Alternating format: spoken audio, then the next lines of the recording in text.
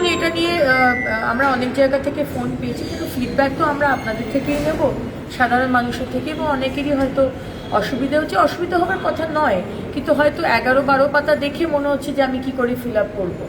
তো আমরা চেষ্টা করছি সেটাকে যদি ইজিয়ার করা যায়, কারণ আলটিমেটলি দেখুন, এটা 11-12 পাতা যে ইনফরমেশন, সেই ইনফরমেশন দিলেই যে আপনি অন্নপূর্ণার ভাণ্ডার পাবেন সেটা কিন্তু নয়। কারণ আগামী দিন অনেক কেন্দ্রের যোজনা আসবে এবং সেই যোজনাগুলোর জন্য আমরা ইনফরমেশন ডেটা নিয়ে রাখছি, কিন্তু এই ডেটার বেসিসে কিন্তু আপনি অন্নপূর্ণার ভাণ্ডার পাবেন কি না, অন্নপূর্ণা যোজনা পাবেন কি না পাবেন তা কিন্তু নয়। সুতরাং এখানে ভয় পাওয়ার কোনো বিষয় নেই।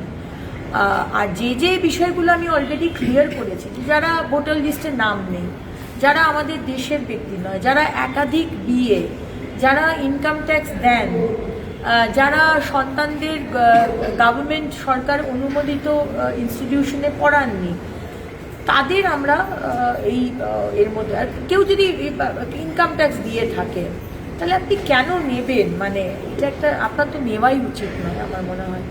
তো এটা আমরা দেবার তো কেউ নেই, এটা তো মানুষের টাকা, আপনাদের টাকা, আপনাদের দিচ্ছেন।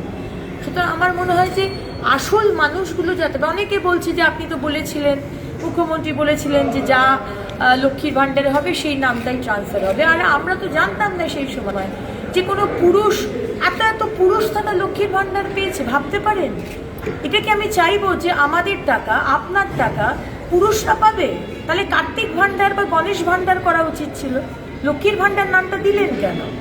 সুতরাং দেখুন, এই ডিসিশনসগুলো তো এখন নিতে হচ্ছে, কারণ আমরা চাই না যে কোনো ব্যক্তি যে এলিজিবল নয়, যে মহিলা, তার কাছে টাকাটা যাক বা কোনো পুরুষের কাছে টাকাটা যাক। সেই কারণেই আজকে এই স্টেপসগুলো নেওয়া হচ্ছে। আপনারা আমাদের ভুল বুঝবেন না, আপনাদের টাকা সঠিক মানুষের কাছে যাক, আমরা সেই চেষ্টাই করছি।